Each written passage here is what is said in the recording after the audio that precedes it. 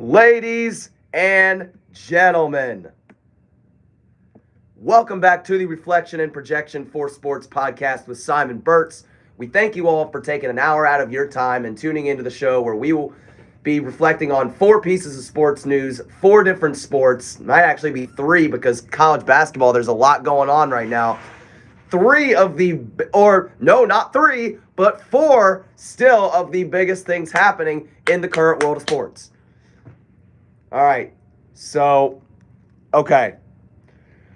So here's the joke. Whenever you have a big summer rainstorm, you have to think every time thunder rumbles, Shai Gilgeous-Alexander is telling us how excited he is about that contract he signed after winning the championship. So now we're gonna shift gears here. Let's talk about the situation going on after, I know it's a long time ago, but after Jerome Tang gets fired from K-State, he appears to be going after the athletic department following the decision for a change in leadership. So, obviously, coming into this situation, you got to think of the situation K-State is in. The last couple of seasons have been well below expectations for them. After they went to the Elite Eight in 2023, they get knocked out in round two the next year. They get knocked out in the second round of the Big 12 championship last year, and now they are like 2-11 or 2-12 in Big 12 play, and it's not good for them at all. So they have the bottom line is you can name a lot of schools in college basketball where that is just not going to happen. You're not going to go from the Elite Eight to 2-11 in a span of 3 seasons. Even if Villanova has a tough stretch, that's not going to happen. Villanova is not going to be that bad. I mean, Villanova hadn't been at their best the last couple years, but they're getting better now. But still, a place like Duke, you're never going to see that happen. That just doesn't happen in college basketball at all.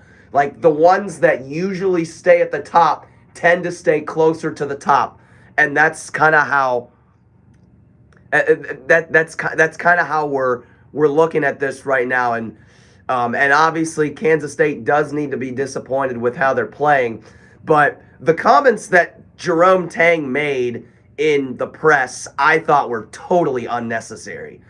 You cannot, as a coach, just rip off your players for one bad game where you lose to Cincinnati by almost 30 on your home floor, or it was around 30 points or so. But obviously, yes, they hosted Cincinnati and they got whacked in the head on their home floor.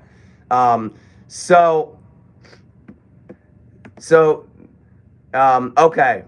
These dudes do not deserve to wear this uniform, and there will be very few of them, says Jerome Tang. In addition to that, in the next year, I am embarrassed for the university. I'm embarrassed for our fans and our student section. It's just ridiculous.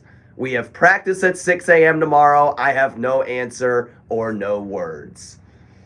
So, you hear the 6 a.m., you're probably thinking, probably not going to get a lot of sleep that night. Especially college kids, they're awfully tired. Being a student athlete is hard. And so, okay, the way I see this is if I was a player, I'd be a little sad just because that you've played basketball your whole life and now you've come up to this level and this is the type of coach you get. I really do feel bad.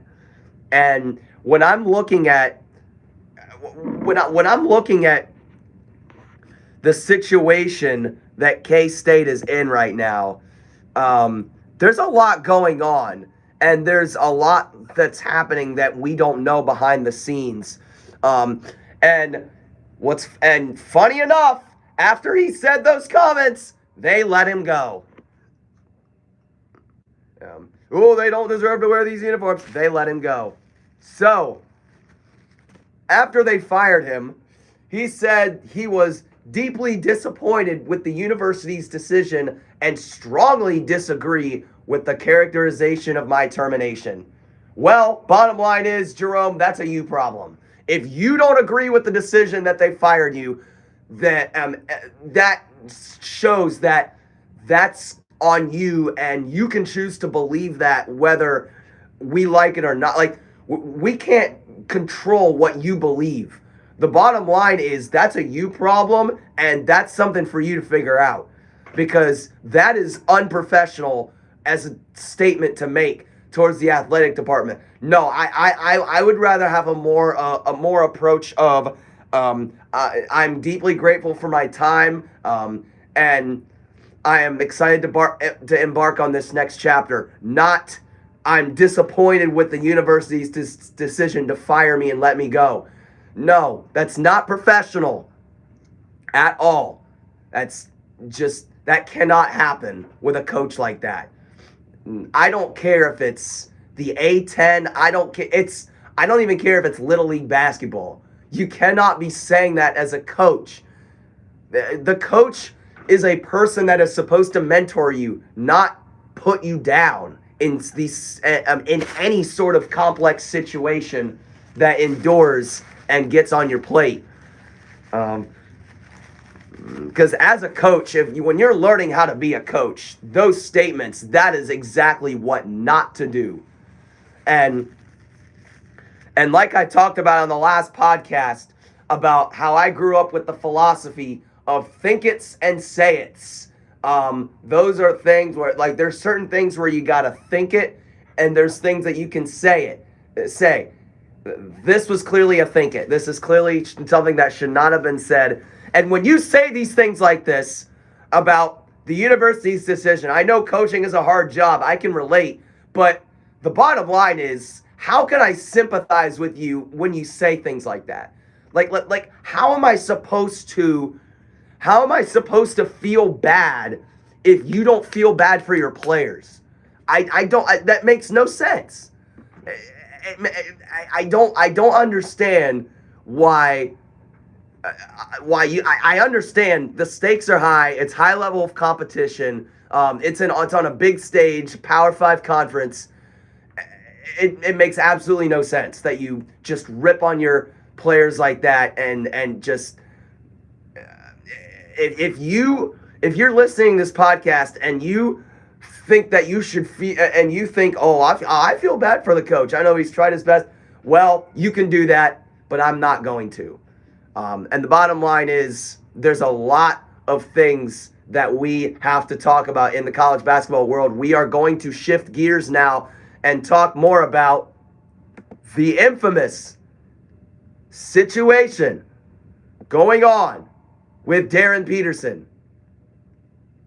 He asked Bill Self to sub out in the final 17 minutes of the game, apparently because he feels he is quote-unquote cramping in the middle of that Oklahoma State game last Wednesday. I know this was a long time ago once again, but I want to talk about this because I think this is quite interesting when you've played basketball your entire life.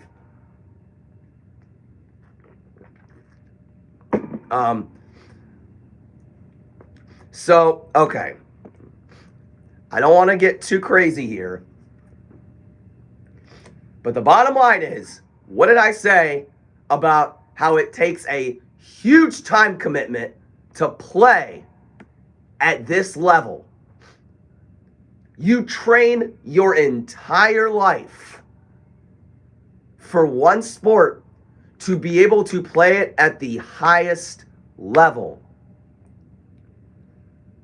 He's averaging 20 points per game as a freshman in a Power 5 conference. Do you know how much time that takes? Also, do you know how many players get that opportunity to play at that level and to have that many points a game? And you ask your coach to be subbed out because of a cramp? Fight through it. I get it. It's hard to execute. Basketball is hard sometimes. I don't think putting the effort in is that hard, even if you don't execute on every play. The effort aspect is what's not hard. All right? Executing is very hard, I'll tell you that much. But just putting in that effort, that I just don't think that that's hard at all. You got to it makes no sense. You've come all this way just to go down the drain. And might I say, before I go on with this conversation, that 2026 draft class looks mighty good in college basketball this year. There's like 6 good players right there. And yes, I'm a Wizards fan. I'd rather not get Aaron Peterson on my team. If he's going to be acting like that, that took him off my list. I'm right now. I'm kind of tearing towards Cam Boozer. I know some of you guys will be saying to me, "Why not Daibansa? Why not Daibantha?" Well, Cam Boozer's averaging more points a game at Duke this year than Zion Williamson did in 2019. So now we're going to discuss. So here's some of the biggest things that I've learned when working in the sports industry from a mentality standpoint. Obviously, the first one, non-negotiable, never give up. That's kind of not what he did. That's not what Darren Peterson did. He didn't not give up. Always be receptive to feedback from your coaches. If you don't know what that means, just always take their advice. If they tell you things, it's because they want you to get better, and mainly because they know what they're doing. And the other thing is just feel a sense of gratitude just for being able to play at this level. Because obviously, like I said, there are thousands of high school kids fighting to play at this level, and only a handful of them even get the opportunity, even if they only score 2 points a game.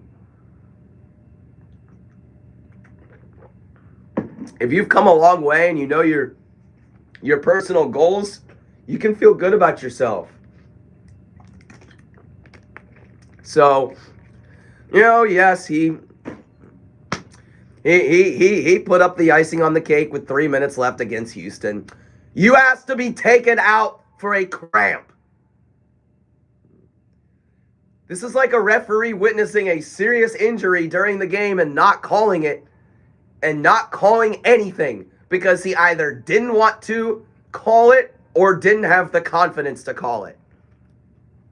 It's flat out ridiculous.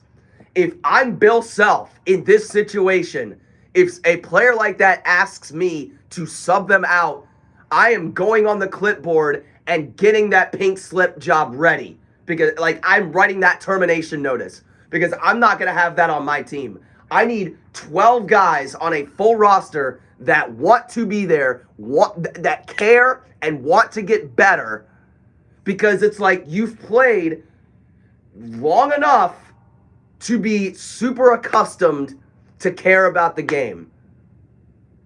Think about that. Seriously, I mean, you cannot be. No, it's like if a player asks me to sub them out because of a cramp, I'm cutting them. Even if it's 2019 Zion Williamson, I'm not putting up with the attitude Peterson has. I'm not putting up with it. It's ridiculous. So I really thought that I just thought there was a lot that went into this, just knowing about how a player like him, I mean, it's literally like, let me think of a big name. It's like Caleb Wilson asking to be, I know Caleb Wilson's hurt right now. He's going to be back here soon. I couldn't tell you when he's going to be back. But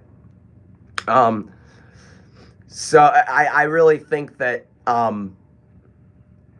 that I know it's hard to talk. You just don't see this as much in basketball. It's like Caleb Wilson being asked to sub out when he has 25 points and UNC and Duke are in a tie game at either Chapel Hill or Cameron Indoor. It doesn't matter. So the thing that it's just it's the lack of care, the asking to be, that's what irritates me. It's not, it's literally, it's all the care. It's the care to be on the court. You've proven your whole life that you want to play at this level, and then you get there and ask to be. That makes absolutely no sense to me. See, this is one of those debates where I wish the Stephen A. Smith or even Mackenzie, the person I'm with, I know you guys are curious. She has to work today, and unfortunately, she cannot be here on the podcast. But yeah, even if it was her or if it was somehow Stephen A. Smith or any expert sports analyst, I would be having a full-on debate about this. And we'd be talking and ripping and making people laugh in any way, shape, or form.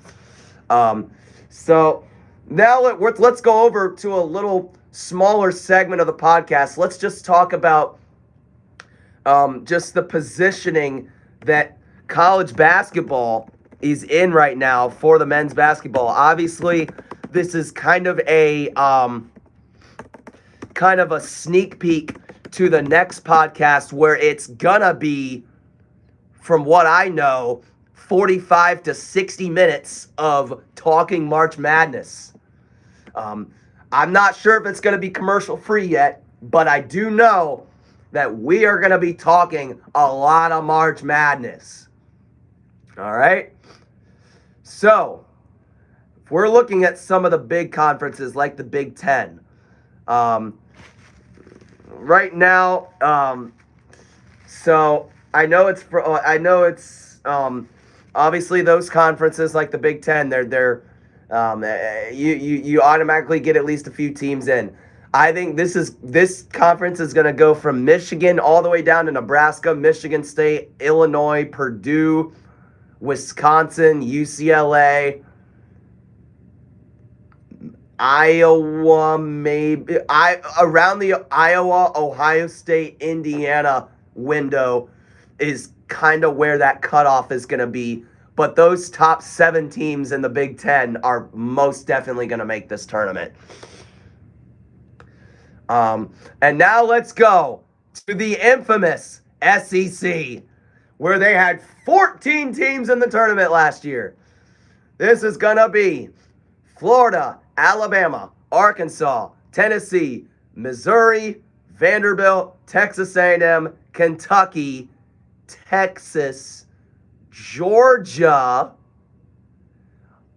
Auburn, Mississippi State. That's kind of where that cutoff is going to be. I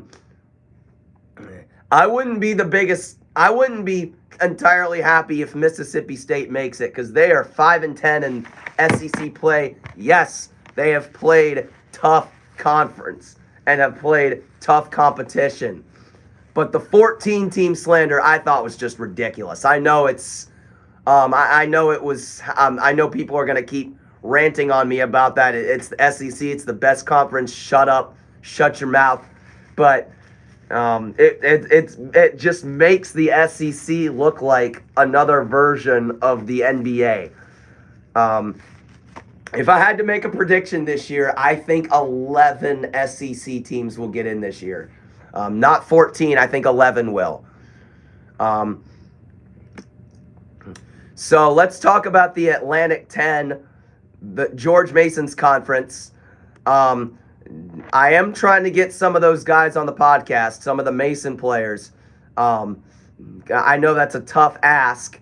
However, I am going to talk about how Mason got off to a hot start. We were all just like, oh my goodness, can we actually do it? We've won just about every game. And now it's February 27th, and in the month of February, they have won 1 game. And that was their homecoming game. There has to be a lot of factors that go into that. I understand that Mincy's finger has got to be a huge factor into that. So St. Louis, they're doing something special right now. They're 25-3. They're going to get an at-large bid since they're number 23 in the country. VCU's on the bubble. If they keep winning, they could totally do something. However, VCU has not played the St. Louis really hasn't played the schedule that some of these other top 25 teams have played. So I'm just a little concerned about how if St. Louis gets put in a tight game, they're just going to get their doors blown off in the first round. But let's go back to Mason. Clearly, from what we're seeing in February, their season is probably over. Technically, they still could win the Atlantic 10 championship, but I highly doubt that they're going to. And, if you're a player who is not like Darren Peterson, if you are a player on Mason who actually cares and wants to get better and has shown the fans and has shown Tony Skinn, Coach Lamar Butler, and Coach Steve Curran, and any of the staff that they want to be there, I really feel bad. It's like what I've said. You've worked your whole life for this, and you're having to go through this. Like if you're, according to Tony Skinn, one of the players or one of the two players that he feels that has worked the hardest in every game, you have nothing to be ashamed of. Like, it's gonna happen. Losing's a part of the game, and hopefully you guys can just refresh, regroup, and come back stronger next season. All of us are waiting for that schedule to go up next year. But let's go back to the big March Madness picture. Right now, as of right now, I think my 4 number ones are, I've got Duke as my number 1 overall. I've got Michigan, Arizona, and I really, really think Houston is somehow going to come back and steal that number 1 seed from Iowa State just because of their schedule and that they are going to be highly favored in their last few games, just looking at it. So with that being said, that's just a little sneak peek of what we're going to be talking about in the next episode. It's going to be my predictions. I promise you by that time, my bracket predictions are going to be filled up and ready to be argued about. So, with that being said, we will take a break and be right back for the next segment of the podcast. YouTube folks, we'll be back in just a few.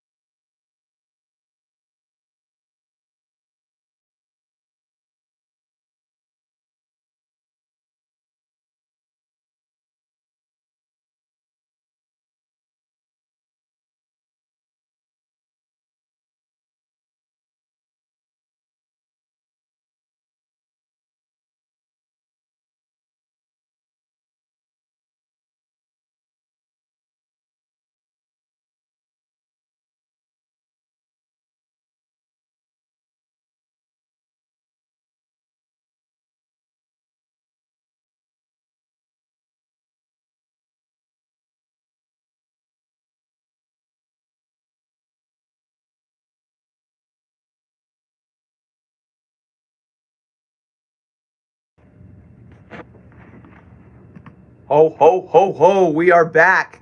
So, for but segment number 2 of this podcast. So, as a current commentator for the George Mason women's basketball team, we have a tight race in the Atlantic 10 right now with one game remaining in the regular season.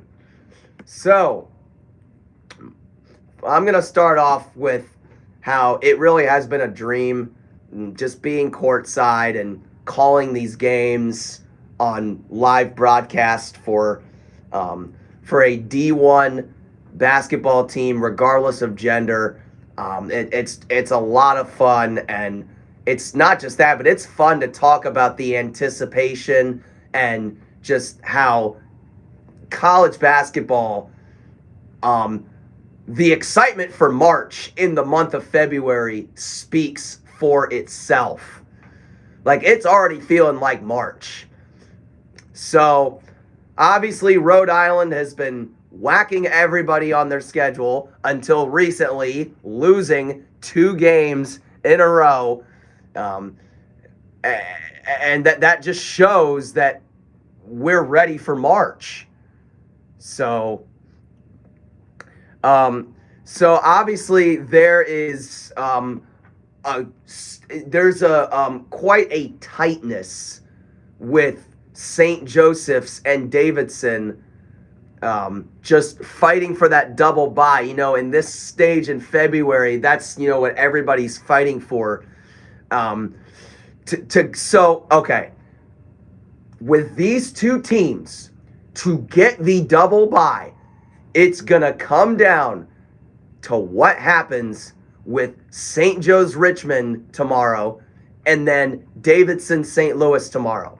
However, what you got to put into perspective right now is that if Davidson wins tomorrow against St. Louis, even if St. Joseph's wins, if they both win, Davidson gets it. It doesn't matter what St. Joe's does if Davidson wins. If Davidson wins, they get that 4th spot because they are already a game ahead of the Hawks. So let's go to Mason. I know you guys are probably asking me what do you think about Mason this year? So what I think impresses me the most is obviously Coach Blair Lewis's defensive mentality. Another thing to point out, I talked to her. I asked her a question in the press from their game on Wednesday against St. Joe's. I was asking her about how there was 7 minutes left in the game and they were up by 20, but players like Zahira Walton and Kennedy Harris, and they were still out there. They were still out on the floor. It's like, oh, we could probably breathe a little bit, but they didn't, but for a good reason. Her answer was a good answer because she's talking about how their hard non-conference schedule taught them to keep going and not take their foot off the gas pedal when you're up by 20 with not a ton of time left to go. That they learned some lessons there. You just know, like in that situation, she's probably thinking, okay, we got to play it safe and we got to keep our starters out there. And what I said is that I was personally impressed, and I really generally am. And some of my friends are telling me things like, oh my goodness, that coach is a menace. Oh, I totally agree. I think she is a fantastic coach. The defensive first mentality speaks to how good of a coach she is. And the bottom line is defense wins championships, and good defense also technically wins games. It wins these big games. And just another example was that St. Joe's game where the first quarter it was a tight game, but then the second, third, and fourth quarter it was George Mason dominating both sides of the ball and consistently playing at their hardest and their highest potential until the fat lady sung till the clock hits 0. So Let's now go into the A10 tournament. Here's a key stat for everybody. Every A10 champion in the last 5 seasons has been the number 1 seed in this tournament. This is one of the reasons why a win tomorrow for the Patriots would be so beneficial. Even though they already have their double bye, this would be such a beneficial win for them tomorrow. It'd be a really good way to, just go on the road, take care of business, conclude the regular season, and then have a little breather the next day, and then it's all go, push for Friday for that first game. So for Mason, let's break down what would be the matchups if this team does this or does not do this, etc. If Mason somehow clinches the number 1 seed, I really, really want them to get that number 1 seed. It would be either Dayton or George Washington on Friday, who their opponent would be. And if they win that game, if they get that number 1 seed, oh boy, Friday, they'd be playing at 11:30 in the morning. But guess what? Who cares? It's the A10 tournament at the end of the day. It's a big game. And then if they win that first game, the next day, Saturday, they would play either St. Joe's or Davidson. But in a 1 in a billion scenario, they could technically also play either VCU or Duquesne, which is a lot less likely, but you can't count them out. The regular season is one thing, but the A10 tournament's another thing. That's the bottom line you got to take from that. So if Mason gets the 2 seed, it's going to be either LaSalle or St. Bonaventure on Friday. So, and then if they win Saturday, if they win that Friday game as the 2 seed, Saturday they would play either Loyola Chicago or Fordham, or once again, another quote-unquote 1 in a billion scenario, Fordham or St. Louis, which would be, once again, unlikely. So, first of all, if you're the number 1 seed, George Washington and Dayton could be good first matchups for George Mason, just looking at this. However, Dayton and George Washington are both they're the bottom 2 teams in steals per game. Dayton is high up there in turnovers, which is not good. And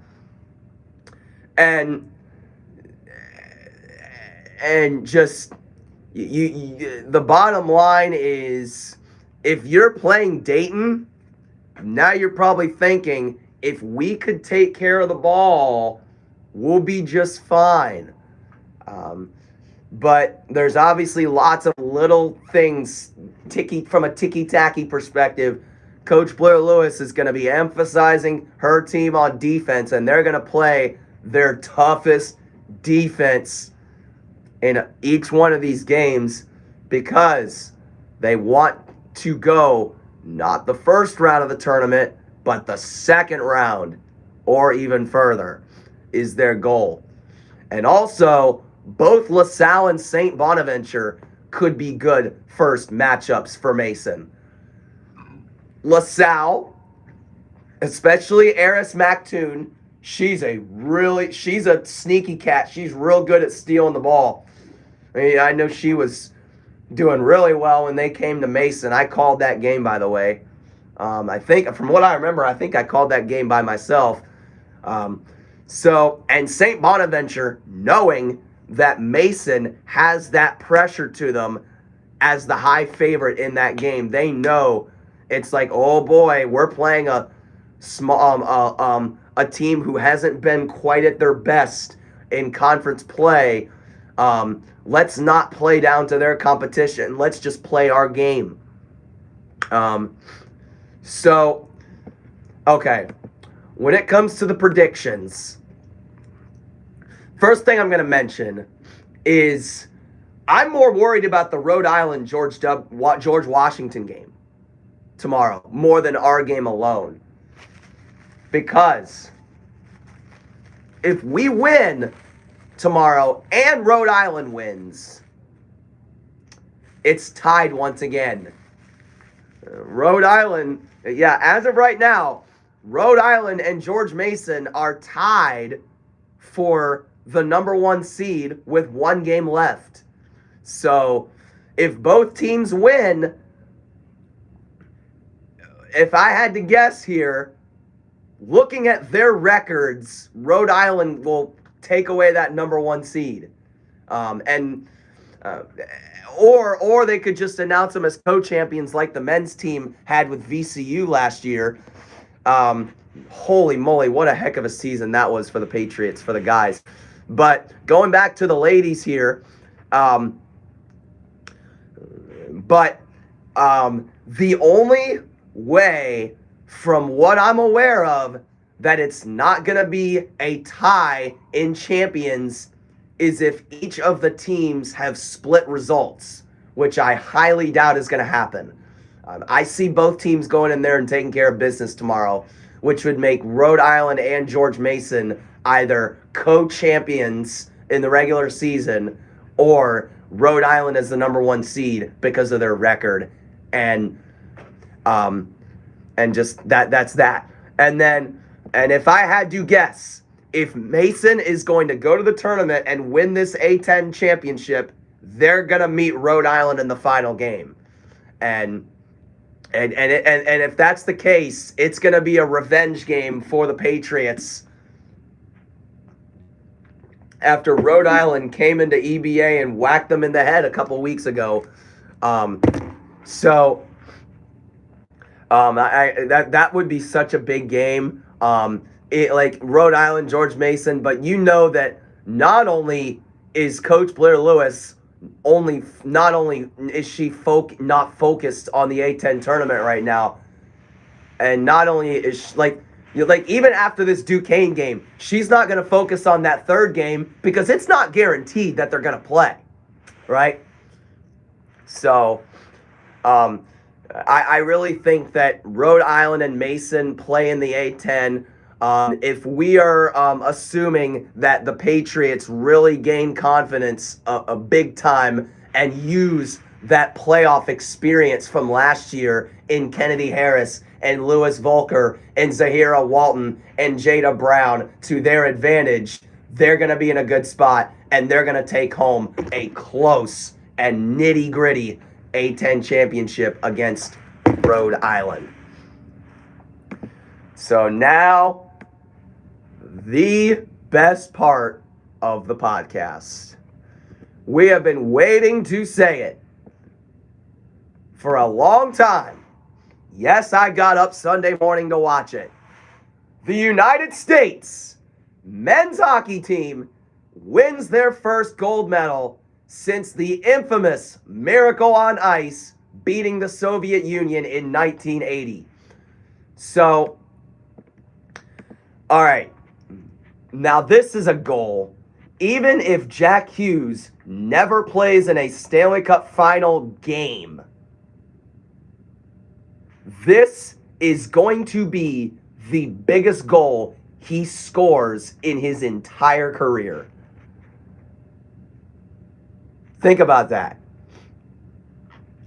You're comparing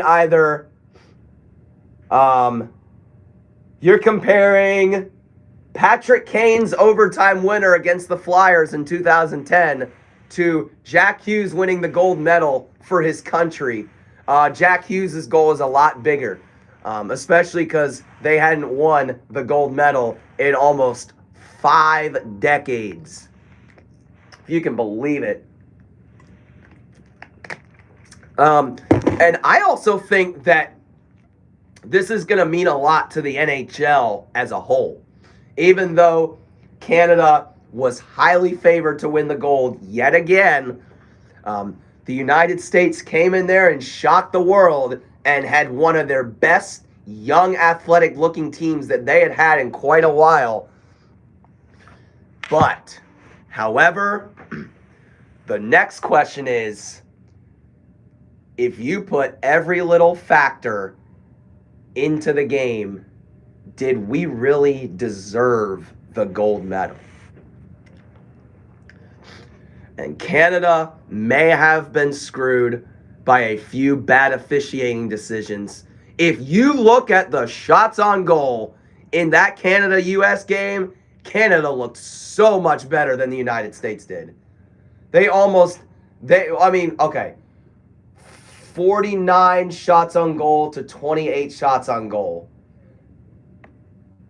They had like 40% more of the shots on goal than the United States did. They kept Connor Hellebuyck busy with the United States. Canada, more aggressive, had more care, and knew what their game plan was coming into the game. Okay, let's talk about the officiating here. This is going to get a little wild from my point of view. Okay. The first thing that I want to talk about is that too many men on the ice with 8 minutes left to go in the third period in that Canada-USA game. Can we talk about that too many men on the ice? Blatant, distinctive, 7 Americans on the ice. And I think what they said was 6 Canada for like a second too. But America had 7 guys on the ice. You cannot miss that. You cannot miss a call like that in an Olympic game. The stakes are higher than the Stanley Cup final. Even in the first game of the Olympics. This is the final game of the Olympics. Refs in Little League officiating learn these kinds of things. They learn that you cannot miss calls like too many guys on the court, too many guys on the ice, too many players on the field. You cannot miss that in an Olympic game. That cannot happen. Little did we know, it happened twice. We're going to get into that Canada-Czechia game in just a moment. But come on, too many men on the ice. When I saw that play, that too many men on the ice, I was like, no way did they just miss that call at all. I was like, no way.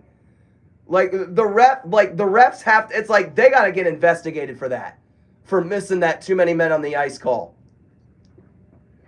If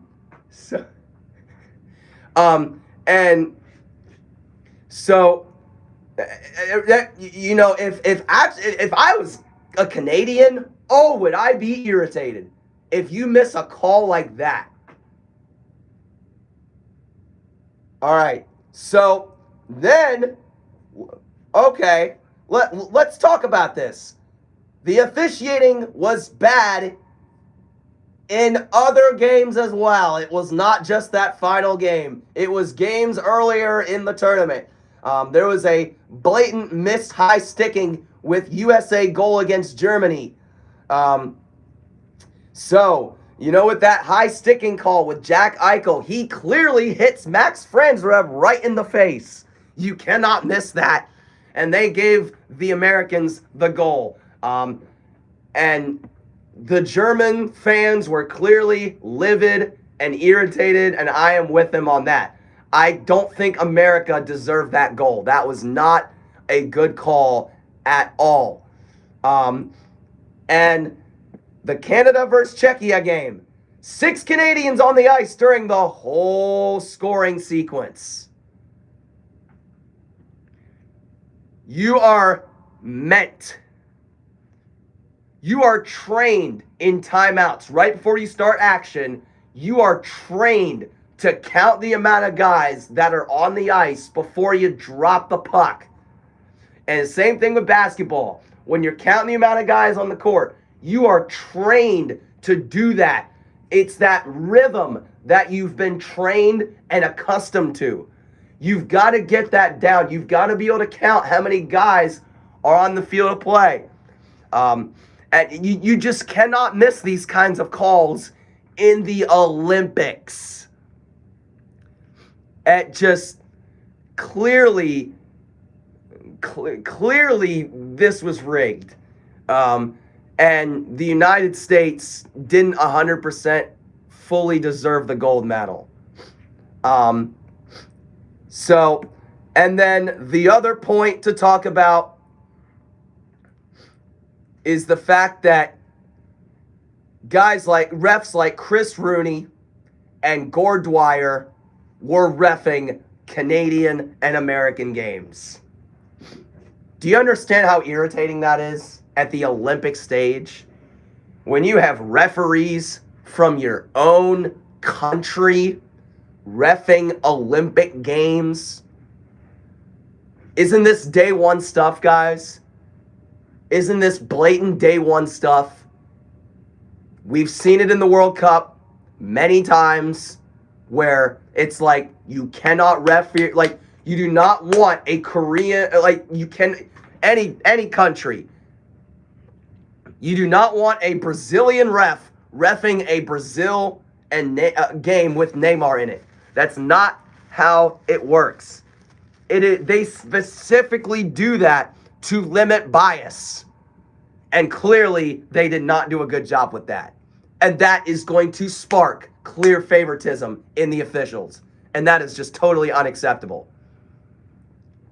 If they give me an opportunity, if I'm an American, if they give me an opportunity to ref an American hockey game in the Olympics, I'm going to back down because that is not right. I don't care if they're going to pay me millions of dollars to do it. That's not how that works. You need to have three referees, all from different countries, reffing different country games. It's blatant day one stuff. It just cannot happen. And Chris Rooney and Gord Dwyer reffing Canada, USA, it's totally unacceptable. They got to ref other games and not their own country. So, now to close out this podcast, even though some people even though America may not be as a country in the best position political wise, people around the world outside of the political world could at least maybe appreciate the accolades and how one country can do what they just did in these Olympics. The women won the gold too. And yeah, like all these gold medals, think about how America has become, not just America, but just the concept of one country getting all these awards and these medals. Think about how hard that is to do regardless of the country you are. So I think that's a really interesting point to look at when it comes to the Olympics. So with that being said, we are going to wrap up the podcast there. Thank you all for listening, and see you guys when we rant and rip about March Madness for 45 to 60 minutes.